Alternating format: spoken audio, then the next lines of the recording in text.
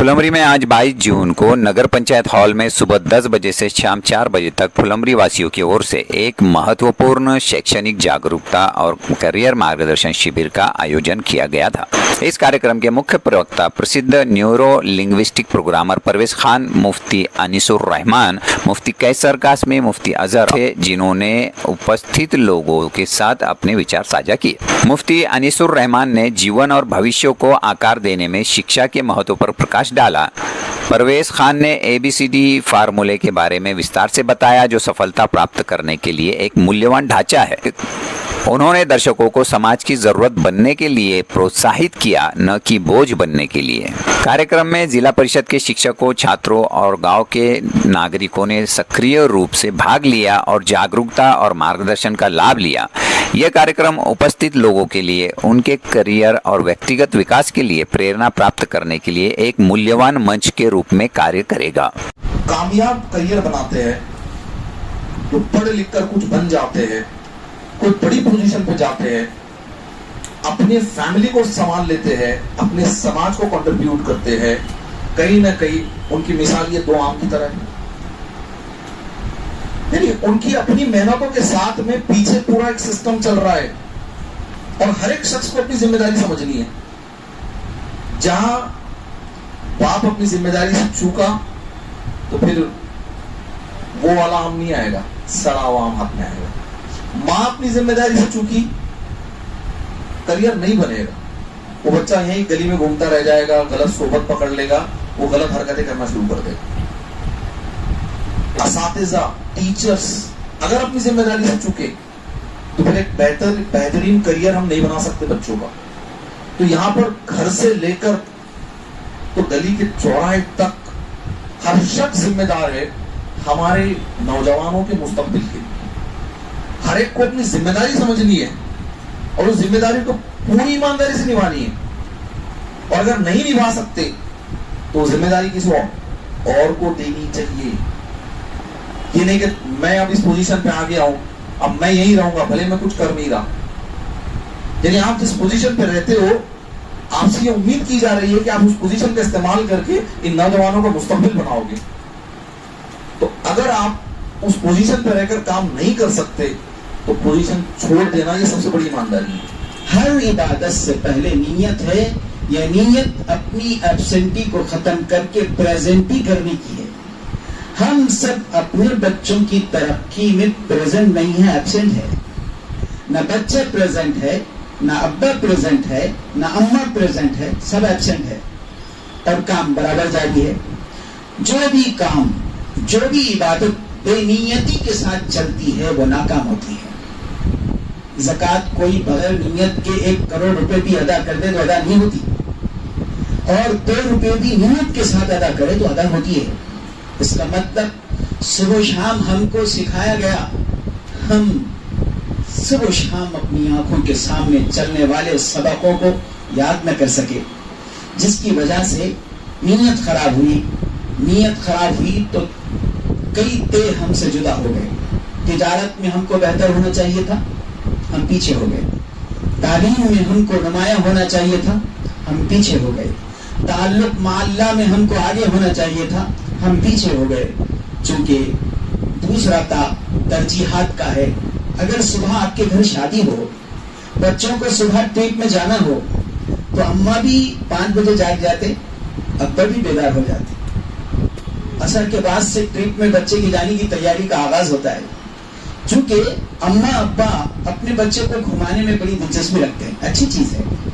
बच्चा भी घूमने फिरने और तफरीक में बड़ी दिलचस्पी रखता है, अच्छी चीज है। जिंदगी भर तफरी बुरी चीज है। कभी कभार तफरी अच्छी चीज है, लेकिन तफरी के लिए जो ऐसी बेदारी है, क्या पढ़ने के लिए भी ऐसी बेदारी है?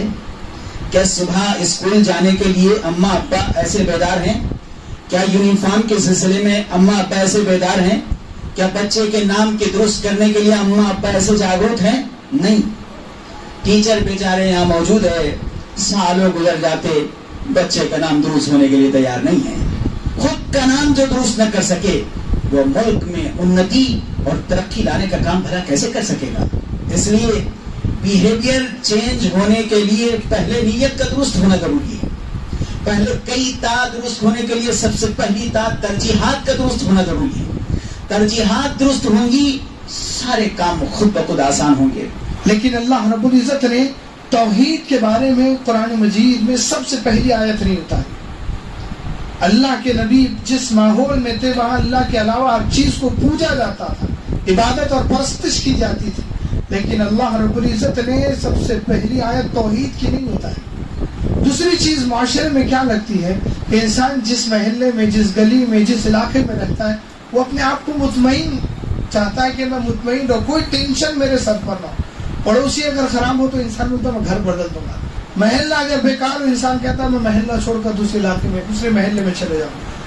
علاقہ اگر خراب، اللہ کے نبی جس معاشرے میں آپ کو نبوت دی گئی اس معاشرے میں امن ان کی ڈکشنری میں چیپٹر تھا ہی نہیں. امن نام کا کوئی شبد اور لفظ تھا ہی نہیں.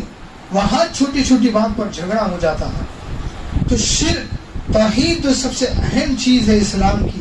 اللہ نے سب سے پہلی آیت اس کی نہیں اتاری. اور جو ظلم جو سب سے خطرناک ہے، اللہ رب العزت شرک برداشت کر سکتا ہے ایک طور پر کہ اللہ کو کوئی نہ مانے، اللہ کے علاوہ کو مانے، اللہ اس کو برداشت کر لیگا. لیکن اللہ زمین اور دھرتی پر ظلم برداشت نہیں کرتا. فرعون کو اللہ نے اتنے دنوں تک مہلت اس لیے دی تھی کہ وہ خود اس نے دعویٰ کیا طرف ہونے کا، اللہ نے نہیں پکڑا. لیکن جب اس کی ظلم کی انتہا ہونے لگی تو اللہ نے کہا کہ ہم نے آج دنیا کے لیے تجھے عبرت کا تازیانہ بنا دی. تو اللہ کو ظلم برداشت نہیں. تو ایسے معاشرے میں جہاں توحید نہیں ہے، شرک کا زور ہے، شور ہے، اور جہاں امن نہیں، ظلم کا تسلط ہے، تو ایسے ماحول میں اللہ رب العزت نے سب سے پہلی جو آیت اتاری آپ کو حیرانی ہوں گی. قرآن نے کہا اقرأ بسم ربک الذی خلق، پڑھ اس رب کے نام سے جس نے تجھے پیدا کیا. یعنی ایسے ماحول میں اللہ نے بتایا کہ تعلیم اگر تمہارے پاس ہوگی، جو تمہارے پاس یہ علم کا جو اندھا پن تمہیں چھایا ہوا، تم پر چھایا ہوا ہے، اسی طرح جو ظلم و استبداد کی چکی میں تم خود دوسروں کو جو پیس رہے ہو، تو اس سے تم نکلیں گے علم کے راستے سے. ہم یہ ہرگز نہ سمجھے کہ ہمارا تعلق ایجوکیشن اور تعلیم سے وہ صرف غار ہرا پر اقرا سورہ علق کی ابتدائی 5 آیات اترنے کے بعد سے شروع ہوا. اگر ہم غور کریں تو ہمارا ایجوکیشن اور تعلیم سے جو تعلق ہے وہ ازل کا ہے. آپ تھوڑا سا قرآن کریم کی طرف چلے جائیں، سورہ بقرہ کو آپ پڑھیں.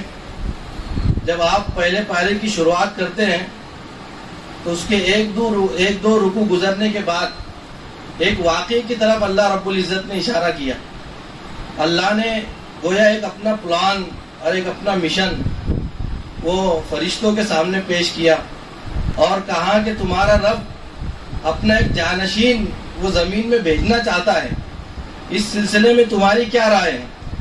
فرشتوں نے چونکہ ہم سے پہلے جو قوم یہاں آباد تھی جنات، تو ان کے آپسی انتشار، اختلافات اور جنگ و قتال کو دیکھ کر کہا کہ اللہ آپ ایسی قوم کو کیوں پیدا کرنا چاہتے ہیں جو زمین میں جانے کے بعد خون و خرابہ اور فساد برپا کریں گے؟